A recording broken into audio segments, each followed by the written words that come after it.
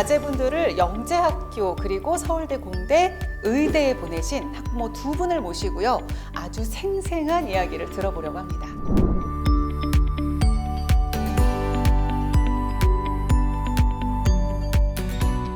어머니 같은 경우는 이제 자녀분이 일반고 자수하고 영재고 네. 예, 그 세 명인데 네. 각 학교의 어떤 그 특성이나 이게 장단점 같은 게 어머니가 느끼는 게 좀 있나요? 학교 가기 직전에 일어나잖아요. 어, 7시 예. 반에 막 일어나서 예. 정말 세수만 하고 급하게 밥 먹고 학교 가고 이러잖아요. 그러니까 그런 거에 대한 걱정, 염려 예. 뭐 이런 것도 있고 다른 아이들하고 같이 방을 써야 되는데 2명이 같이 방을 쓰거든요. 근데 그것도 잘 이렇게 해낼 수 있을까? 공동생활이죠. 그쵸. 예. 그러니까 여러 가지 이제 염려가 있었어요. 그리고 이제 가장 큰 게 안쓰러움이었었잖아요. 예, 일주일에 한 번 나오니까. 근데 사람이 진짜 간사하더라고요. 처음에는 나올 때마다 너무 잘해줬어요.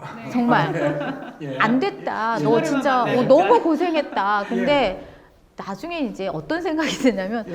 얘 왜 일주일에 한 번씩 나오지? 한 달에 한 번 정도 나오면 안 되나? 이런 생각이 들 예, 정도로 예, 예. 아이가 너무 적응도 잘하고 즐거워하고 재미있어하고 그리고 제일 이제 중요한 게 아무리 제가 관심이 없는 엄마지만 우리 아이가 공부를 하는지 안 하는지는 눈앞에 보이잖아요. 집에 예. 같이 있으면. 예. 근데 떨어져 있기 때문에 사실 그거를 눈으로 직접 확인하면서 아이가 공부를 하고 있네, 안 하는구나, 속상하다 이런 마음을 안 가지게 되잖아요. 그래서 안 하게 되고. 그쵸. 관계가 일단 좋아져요. 그럴 것 같아요. 애틋해져요. 이제 그런 게 되게 좋았고요. 그 다음에 가장 좋았던 거는 학교에서 다 알아서 해주니까 제가 특별하게 해줄 거는 사실 없었어요. 학원을 많이 다니는 아이가 아니었기 때문에 그리고 일주일에 한 번 나오잖아요. 그러면 아이들이 다니는 학원이 다 대치동에 몰려 있어요. 학교에서 그냥 저는 짐만 실어가지고 오고 아이는 그냥 대치동에다가 내려주면 아이가 수업 끝나고 그냥 지하철 타고 오는 거죠. 그러니까 그런 식이다 보니까 특별히 엄마가 해줘야 될 게 많지 않았고요. 그리고 대학을 갈 때도 선생님들이 굉장히 밀착 관리를 해주시더라고요. 그러니까 학교 들어가는 순간 밀착 관리가 이루어지는 것 같아요. 일반고 같은 경우는 보통 적은 인원이 25명. 그리고 안 그러면은 뭐 30명 정도가 되더라고요, 고등학교가. 근데 저희 막내가 그랬거든요. 근데 여기는 15명이에요. 그리고 담임 선생님도 계시고 부담임 선생님도 계세요. 그러다 보니까 관리가 굉장히 철저하고 생기부 관리. 그러니까 생기부 수에서 벌써 차이가 나더라고요. 저는 이제 정말 비교가 됐던 게 큰아이 같은 경우는 정말 장수가 굉장히 많았어요. 그러니까 선생님이 써주는 그 세특 있잖아요. 세부 능력 특기 사항이나 뭐 이런 것들이 굉장히 많았어요. 그리고 활동란도 굉장히 많았는데 뭘로 그렇게 많았나요?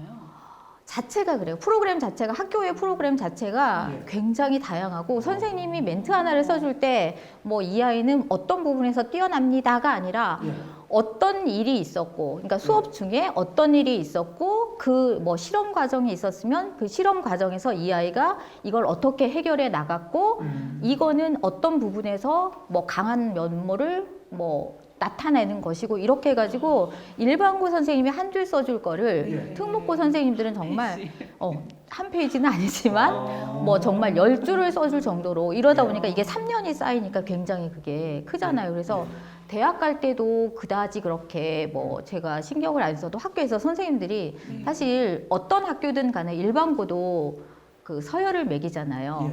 왜냐면 학교 실적이라는 게 있기 때문에 내가 가고자 한다고 해서 그 과를 쓸 수 있는 건 아니에요. 네, 얘가 갈 수 있는지 없는지를 이제 학교에서 판단을 해서 선생님들이 이제 서로 조율을 해서 아이들하고도 조율을 해서 과를 정하고 쓰게 되고 하다 보니까 진학할 때도 사실 대학교 갈 때도 그렇게 크게 제가 신경을 썼던 건 없었던 것 같고요. 자기소개서조차도 선생님이 다 봐주시니까. 영재 학교를 말씀하시는 거죠? 영재 학교도 그랬고요. 그 다음에 자사고도 그래요. 사실은 큰아이를 보내고 나서 너무 편하다 보니까 둘째 아이도 꼭 특목고를 보내야 되겠다라는 생각을 가지고 아이한테 이제 어떠니라고 했더니 둘째 아이가 했던 말이 있어요. 나는 오빠처럼 똑똑하질 않아. 나는 오빠처럼 문제를 째려봐도 답이 나오는 그런 스타일이 아니야 라고 얘기를 했어요. 그러니까 오빠는 굉장히 똑똑하다라고 생각을 했고 본인은 오빠의 10배의 노력을 해도 오빠를 못 따라간다고 생각을 했던 것 같아요. 둘째가요? 네, 근데 굉장히 둘째 성실해요. 그리고 굉장히 자기주도적인 아이고요. 시험 때가 되면은 아이가 독서실을 가잖아요. 그러니까 단지 내에 독서실이 있었거든요. 근데 독서실 아줌마랑 같이 문 닫고 나올 정도로 그렇게 성실한 아이였거든요. 예. 근데 굉장히 자신감은 많이 떨어져 있었던 것 같아요. 예. 그러니까 같은 형제인데도 비교가 됐던 것 같아요. 예. 그렇게 학교 잘하는데도 그러니까 그쵸. 오빠가 너무 잘해서 그런가? 잘하니까. 너무 잘하니까 그런가요? 그리고 학교에 가면은 예. 이 아이의 이름이 있을 거잖아요. 둘째 아이의 이름이 있을 거잖아요. 예. 그런데 그 학교 자체 내에서도 조기 입학을 한 아이가 저희 아이가 처음이었대요. 큰 예. 아이가. 예. 그러다 보니까 너 누구 동생이지라고만 불리는 거예요. 이 아이가 굉장히 못하는 아이가 아니었음에도 불구하고. 예, 예. 그래서 아이가 자신감도 많이 떨어져 있고 이러다 보니 자기는 뭐 영재고나 과고는 갈 수 없다고 얘기를 하더라고요. 예. 근데 어머님들이 이제 진짜 좀 하셨으면 하는 게 뭐냐면 아이한테 어떤 목표 의식을 심어주는 게 되게 중요하다는 생각이 들어요. 그래서 아이의 목표는 그때 당시는 나는 일반 중학교에서도 잘하고 있으니 일반고에 가서 공부 잘해서 대학 갈 거야 라는 거였거든요. 근데 제가 영재교를 보내보니까 이왕이면은 특목고가 좋더라고요.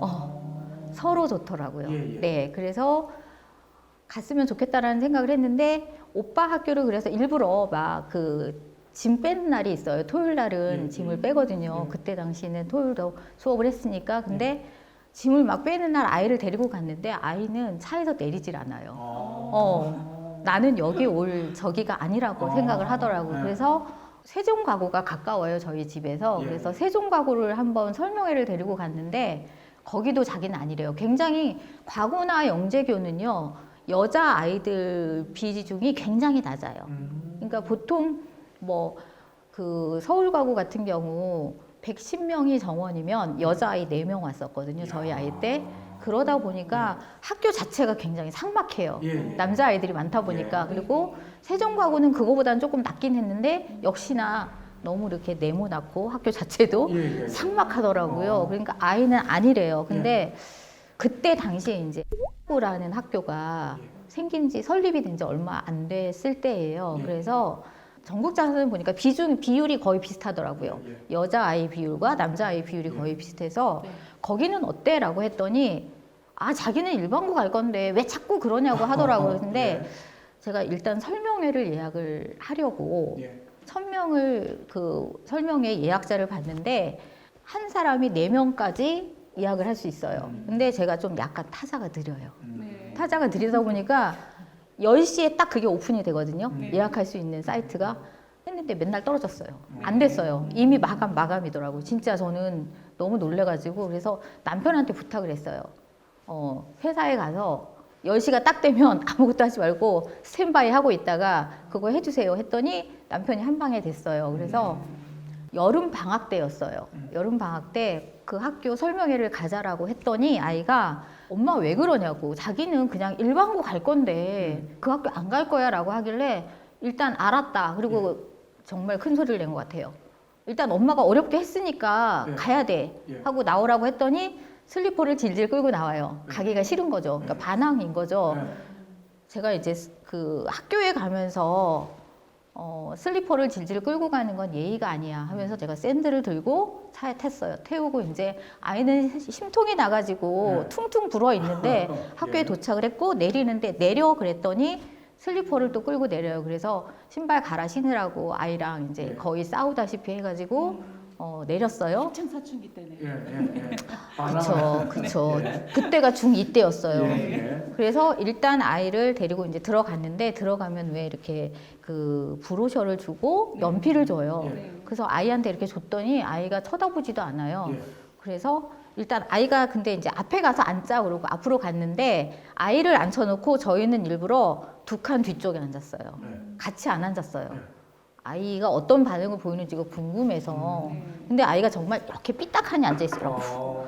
막 설명회를 진행하는데 그래 네가 무슨 말을 하는지 보자 이건 거죠.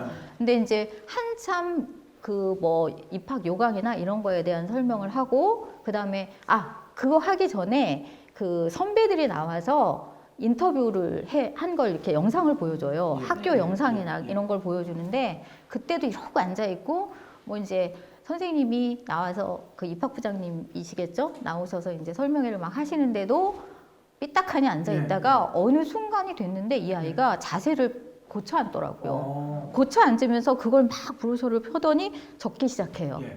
그래서 얘가 뭐에 꽂혔나? 라는 생각을 하고 이제 관찰만 했죠. 그리고 나서 그 설명회가 끝나면은 학교 투어를 시켜줘요. 근데 저희는 안 갔어요. 일부러. 왜냐면 설명회를 가시더라도 아이는 투어를 하도록 놔두세요. 왜냐면 학교에 저희 아이가 반했거든요. 예, 그래서 투어를 하게 따라가게. 그러니까 어떤 면에서 반했죠? 일단 첫 번째가요. 기숙사가 너무 좋았대요. 그리고 두 번째가 학교가 아닌 것 같대요.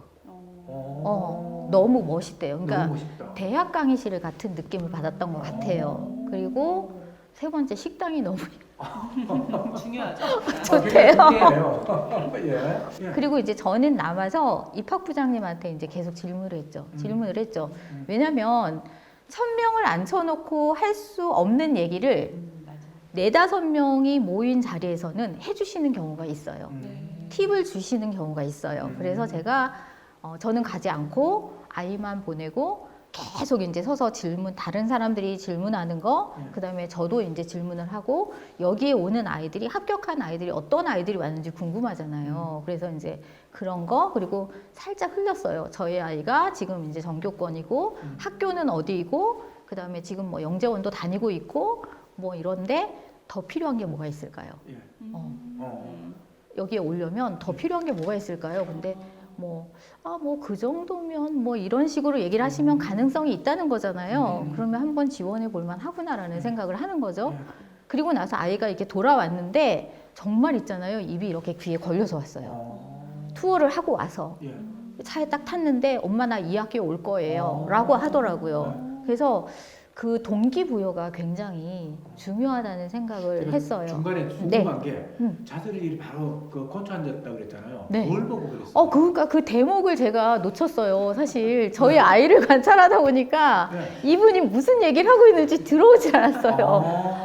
막 PPT를 띄워놓고 뭔가에 대해서 막 설명을 하시는데 어떤 부분에서 꽂혔는지를 모르겠어요. 근데 나중에 뭐라 이야기 안 하던가요? 어느 부분에 딱 꽂혔다고? 그 자세에 고쳐 앉은 대목이 어디였어를 제가 물어본 게 아니라 이 아이가 귀에 걸려 왔는데 차에 타는 순간 엄마 나 이 학교 올 거야. 이것만으로 그냥 저는 만족인 거죠. 그리고 그날부터 아이가 와서 막 검색을 하기 시작했어요. 학교를 가려면 어떻게 해야 될지를 검색을 하기 시작했고, 그거를 목표를 삼았으니까 저희 아이가 사실은 그 뭐 올림피아드나 이런 걸 해본 적이 없어요. 그런데 주종목 하나는 있어야 된다는 얘기가 어디서 나왔나 봐요. 그래서 화학 올림피아드 공부를 했고 열심히 한 결과 상도 나왔고 한국어 그것도 필요하다고 생각을 해서 공부를 해가지고 시험을 보고. 고등학교 때요? 중학교 때. 중학교 때? 네. 그게 이제 필요하다고 생각을 해서 정말 열심히 공부를 했어요. 학원도 안 다니고 열심히 공부를 하더니, 그러니까 제가 하고 싶은 말은 그냥 목표가 있으면 공부를 해요. 근데 그 목표를 어머님이 자꾸 이렇게 심어주려고 하지 말고 목표를 가질 수 있는 환경만 만들어 주시면 될 것 같고요. 그 환경 속에서 아이가 목표가 생겼다면 그냥 그거는 본인이 이제 알아서 할 몫인 것 같아요. 그리고 약간의 엄마가 이제 도움을 요청했을 때 도와주는 거 정도. 근데 대신에 이제 그런 거는 있죠. 목표를 설정을 아직 못했다면, 목표 설정이 아직 안 됐다면 목표를 설정할 때까지 끊임없이 뭔가를 좀 이렇게 할 수 있도록 도와주는 거. 그러니까 뭐 설명회는 아이 데리고 다 다녀보셨으면 좋겠어요. 그리고 횡성에 가면은 민사고가 있잖아요. 그러니까 횡성에 이제 고기를 먹으러, 거기 한우 유명하잖아요. 그러니까 여행 삼아 가시는 거죠. 가셔서 그냥 가던 길에 보니까 민사고가 있네. 야, 민사고 굉장히 이쁘구나, 멋있구나.